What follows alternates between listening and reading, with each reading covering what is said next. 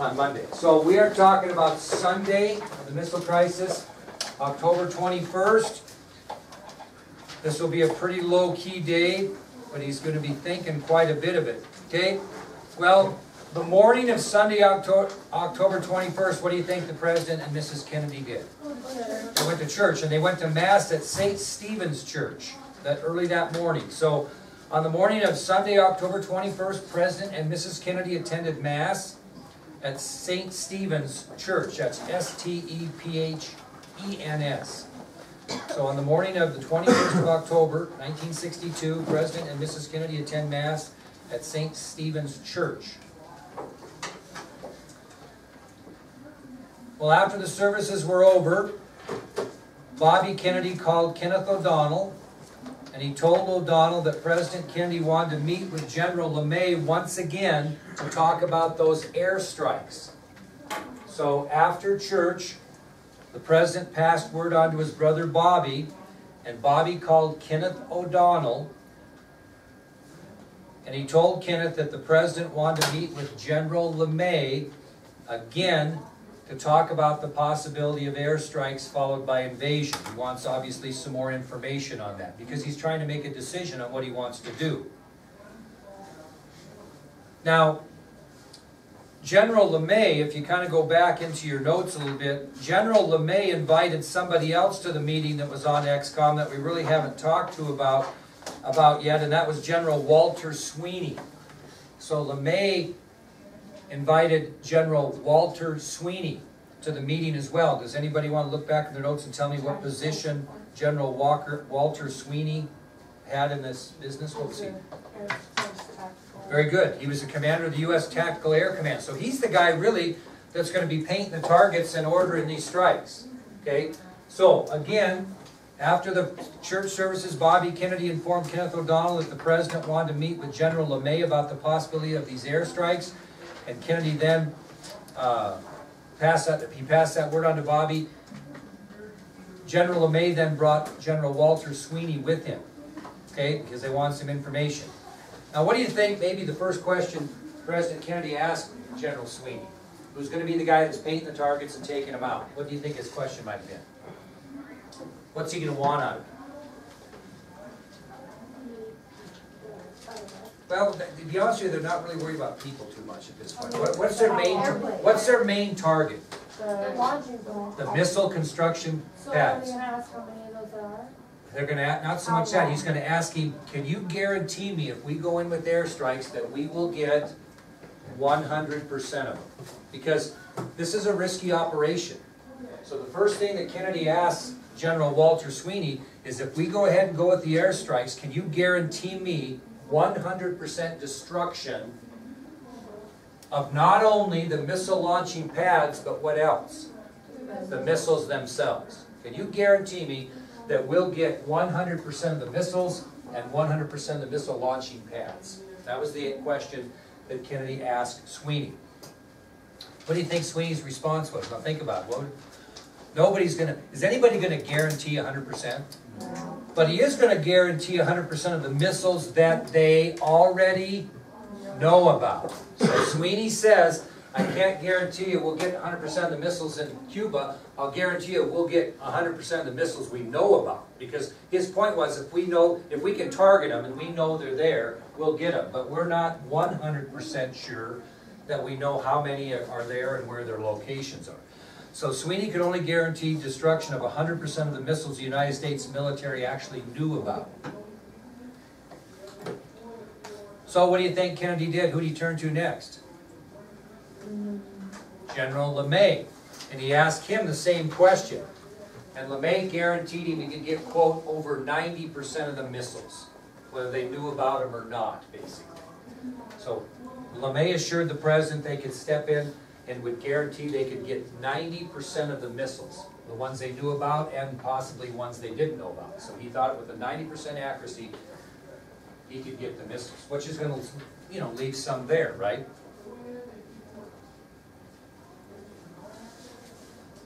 Well, after listening to that conversation with General Sweeney and General LeMay, Kennedy informs the two military leaders that his plan is to brief congressional leaders at 5 o'clock the next night, which is Monday. He's going to brief congressional leaders. Does Congress know anything about the Cuban Missile? No. They have no idea. So what he's going to do before he goes on air, what's he going to do? He's going to brief congressional leaders. Who are congressional leaders? Your more experienced, maybe your Senate Majority Leader, your Senate Minority Leader, some of the bigger hitters in Congress, both the House and the Senate. Kennedy plans to meet with those congressional leaders at 5 the next night and explain to them what he's doing. Because the only people that know he's going on national television and talking to the country about this are the people that are in ExComm. Okay, so he feels like he needs to brief Congress because they're kind of his bosses in a way, right? Okay, so he tells LeMay and Sweeney that he will brief the congressional leaders the next evening at 5. He then calls General Maxwell Taylor.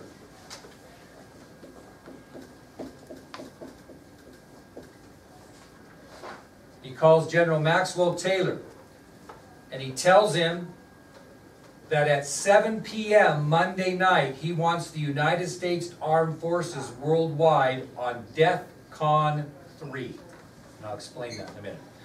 So, Wednesday evening, he informs General Maxwell Taylor, who's the chairman of the Joint Chief of Staff, who's on ExComm, that he wants the United States Armed Forces worldwide, that'd be every military organization under the command of the Commander-in-Chief, he wants our military forces worldwide on DEFCON 3 beginning at 7 o'clock Monday night. That's going to be what? During his speech is what he's really saying. Now let me tell you the difference between DEFCON 1 to DEFCON 5. Now which one is the worst? I mean, which one's the most, you're on most high alert at DEFCON 1. Okay? Here's what DEFCON 5 is. Normal peacetime readiness. Just like today. We're on DEFCON 5 right now in the United States of America. Normal peacetime readiness.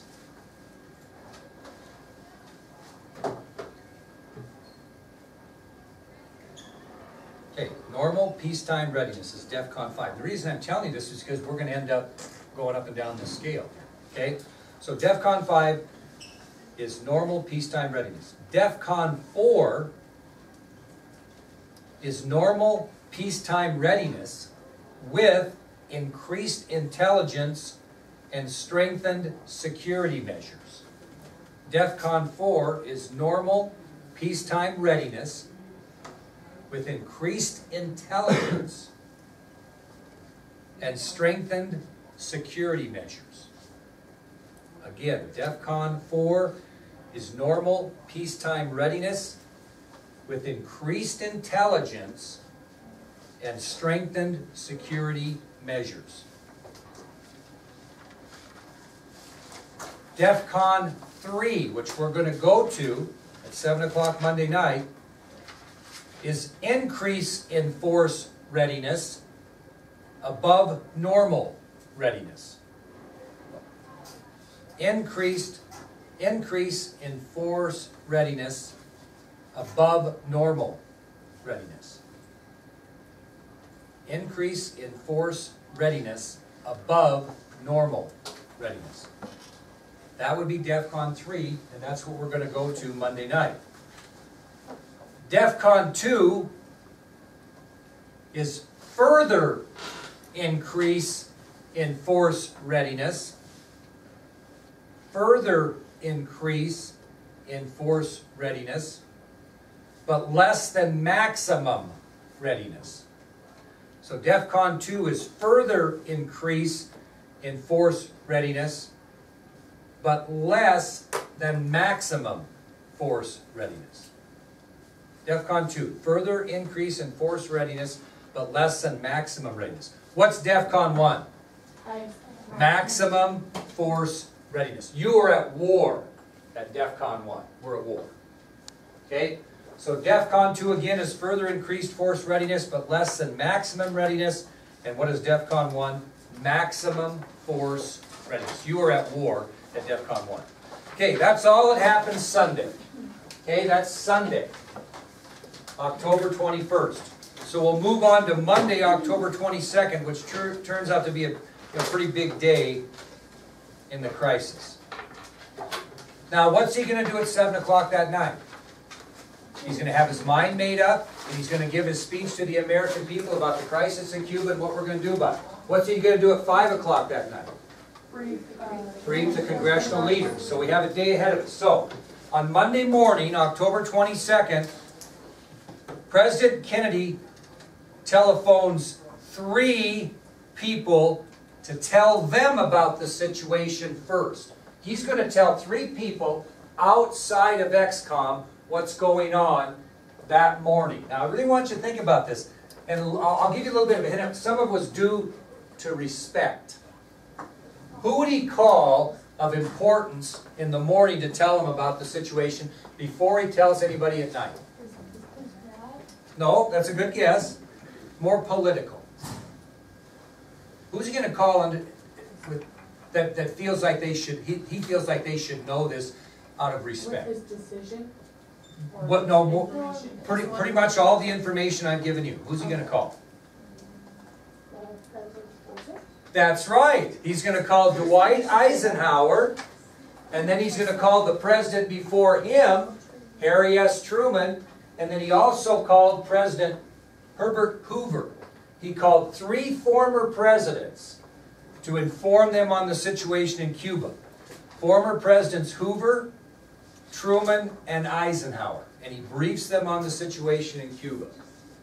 And what's he asking for, maybe? Some advice. Okay, they served in that position a lot longer than he did.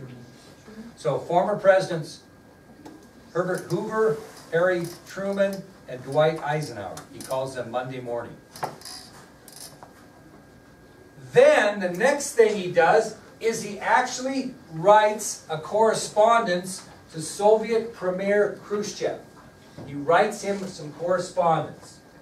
He writes to Soviet Premier Khrushchev.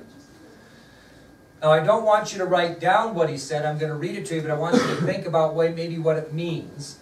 And if you want to write it down, you could get it off the video later. So, after he talks to former presidents Hoover, Truman, and Eisenhower to brief them on the situation in Cuba, he then writes to Soviet Premier Khrushchev. And this is what he says, basically, in his writings. He said, "I have not assumed that you or any other sane man would, in this nuclear age, deliberately plunge the world into war, which it is crystal clear no country could win, and which could only result in catastrophic consequences to the whole world."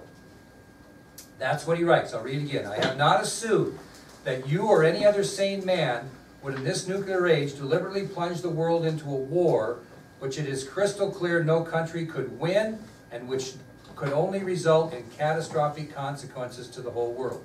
He just sent that out to Khrushchev as maybe a little bit of a hint that I might have a little something in my mind of what's going on. Okay? He sends that to Khrushchev that morning. Then, we have a press conference. And who addresses the press? Pierre Salinger. And this is all he says. And you probably should write this down. So, Pierre Salinger then addresses the press. They have a press conference, and this is what Pierre Salinger announces to the press.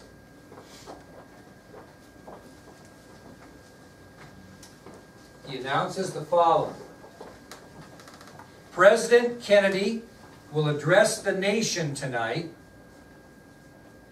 President Kennedy will address the nation tonight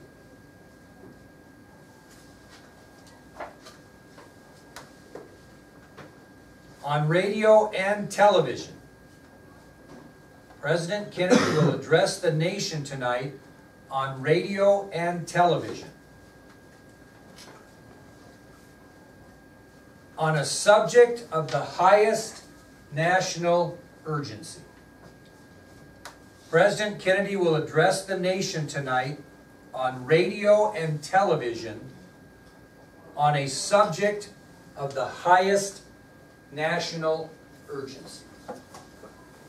President Kennedy will address the nation tonight on radio and television on a subject of the highest national urgency.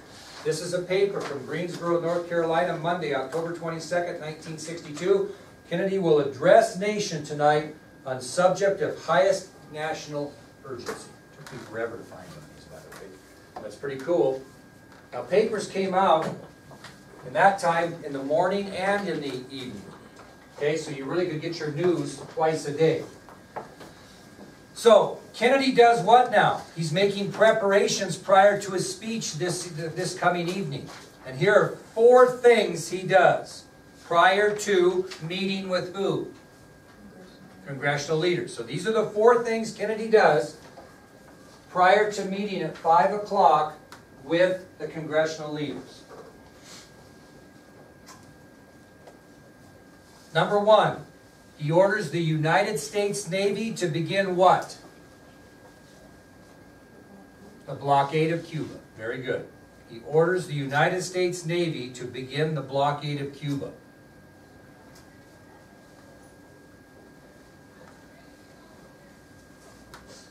Two, he actually drew a line in the sand, so to speak, on how far he would let the Soviet ships advance towards Cuba before action would be taken. He actually drew a line in the sand, or drew a line, so to speak, in the sea, drew a line in the sand, and basically said, this is how far we're going to let Soviet ships advance towards Cuba before we're going to take action. Now, I will tell you this, what was the initial plan? We were going to stop them how far out? 800 miles. That's going to narrow considerably during this crisis. Okay, that is not what he had in mind at the time.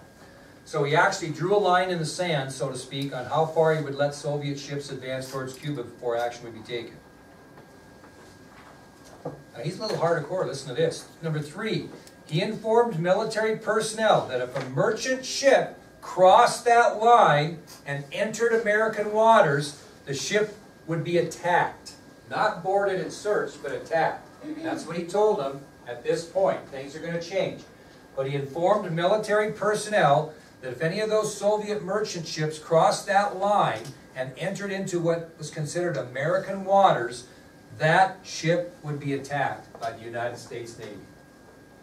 So again, number 3, he informed military personnel that if merchant ships crossed that line in the sand he drew, so to speak, and they entered American waters, that merchant ship from the Soviet Union would be attacked.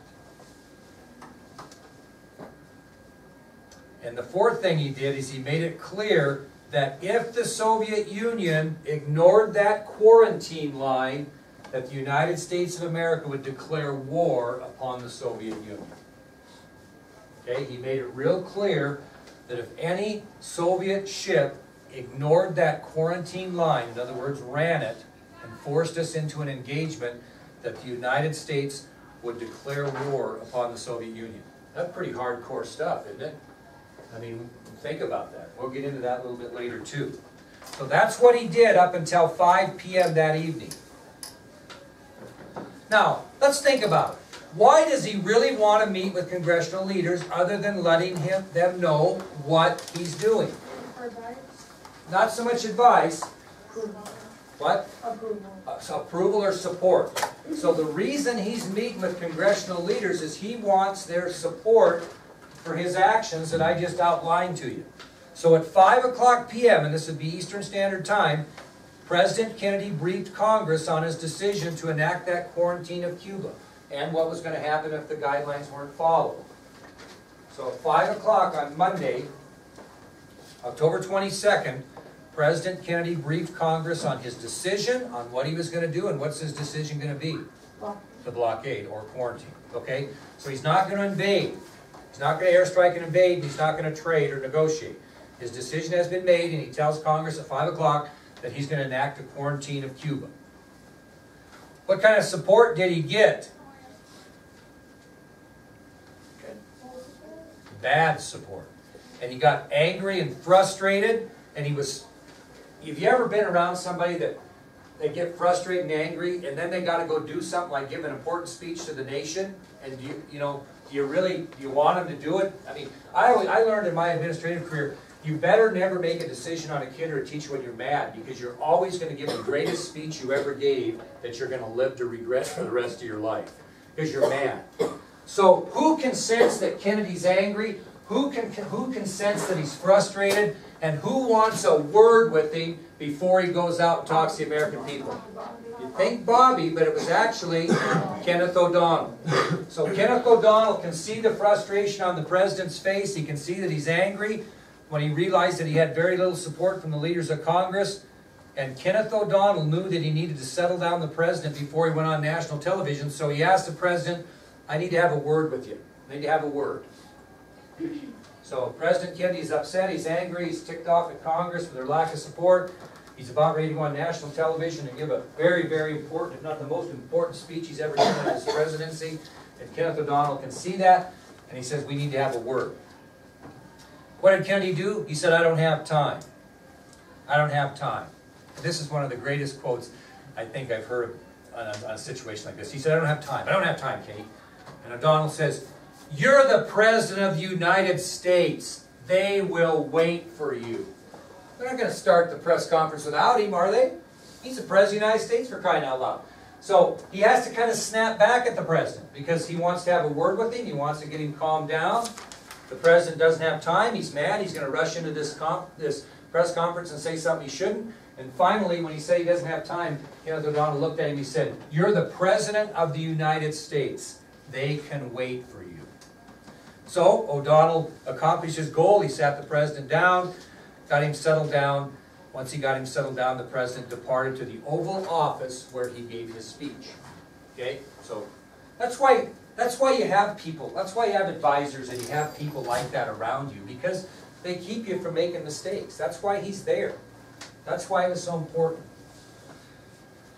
Well, I got to back up a little bit, because before the President went to give his speech at 7 o'clock, at 6 o'clock, Secretary of State notified Russian Ambassador Anatoly Dobrynin of the contents of Kennedy's speech.